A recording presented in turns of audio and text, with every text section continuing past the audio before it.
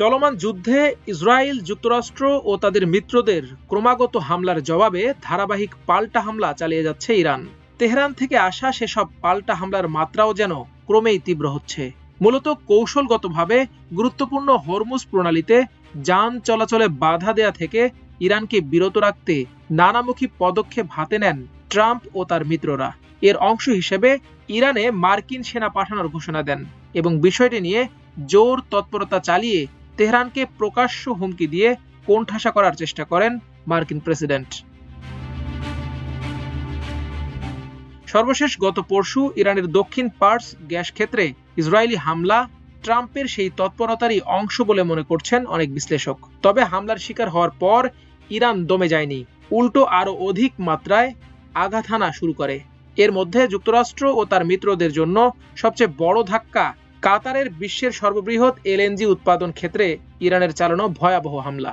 আক্রান্ত হওয়ার কয়েক ঘন্টার মধ্যে ঘোষণা দিয়ে কাতারের এলএনজি উৎপাদন ক্ষেত্র রাস লাফান ইন্ডাস্ট্রিয়াল সিটি লক্ষ্য করে ক্ষেপণাস্ত্র ছোড়ে ইরান। এতে গ্যাস ক্ষেত্রটি ভয়াবহ ক্ষতির শিকার হয়। হামলার পর ইরানের পররাষ্ট্রমন্ত্রী আব্বাস আরাকচি হুঁশিয়ারি উচ্চারণ করে বলেছেন, কাতারের রাস লাফান জ্বালানি কমপ্লেক্সে যে হামলা চালানো হয়েছে তাতে ইরানের সামর্থ্যের এক ক্ষুদ্র অংশ ব্যবহার করা হয়েছে। মার্কিন যুক্তরাষ্ট্র, ইসরায়েল ও উপসাগরীয় দেশগুলোর প্রতি ইঙ্গিত করে তিনি আরও বলেন, সংযত থাকার একমাত্র কারণ ছিল উত্তেজনা কমানোর অনুরোধের প্রতি সম্মান জানানো। কিন্তু ইরানি অবকাঠামো আবার হামলার শিকার হলে আর সংযম বজায় রাখা হবে না।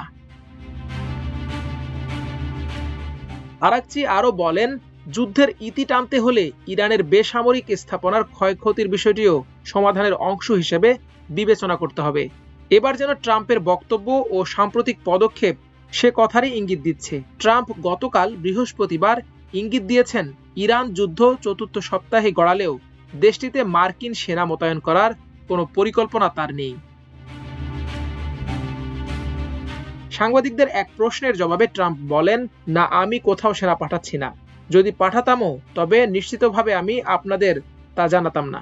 কিন্তু আমি সেনা পাঠাচ্ছি না। ইরানের অস্ত্র কর্মসূচি নির্মূল করতে যুক্তরাষ্ট্র কতদূর পর্যন্ত যাবে তা নিয়ে পর্যালোচনা চলার মধ্যে ট্রাম্পের এমন মন্তব্য এলো। গত গ্রীষ্মে এক সামরিক অভিযানের পর ট্রাম্প দাবি করেছিলেন, ইরানের পারমাণবিক সক্ষমতা নিশ্চিহ্ন করে দেওয়া হয়েছে, তবে ধ্বংসস্তূপের নিচে এখনো পারমাণবিক সরঞ্জাম চাপা পড়ে আছে বলে ধারণা করা হচ্ছে এবং সেগুলো জব্দ করার বিষয় আলোচনায় রয়েছে। এ ধরনের কোনো অভিযান চালাতে হলে ইরানে বিপুল সংখ্যক মার্কিন সেনা পাঠানোর প্রয়োজন হতে পারে। তবে সে সিদ্ধান্ত থেকে যেন এবার প্রকাশ্য ঘোষণা দিয়েই সরে এলেন ট্রাম্প। বিশ্লেষকরা বলছেন, তুলনামূলক অধিক প্রাণহানি ও ক্ষয়ক্ষতি সত্ত্বেও শত্রুর গুরুত্বপূর্ণ বিভিন্ন স্থাপনায় ধারাবাহিক পাল্টা হামলা আর হরমুজ প্রণালীর নিয়ন্ত্রণ যুদ্ধে ইরানকে এগিয়ে রাখছে। এই দুটি বিষয় ট্রাম্প, নেতানিয়াহু ও তাদের মিত্রদের জন্য একরকম ফাঁদ হিসেবে কাজ করছে। মাল্টিমিডিয়া ডেস্ক, আমার দেশ।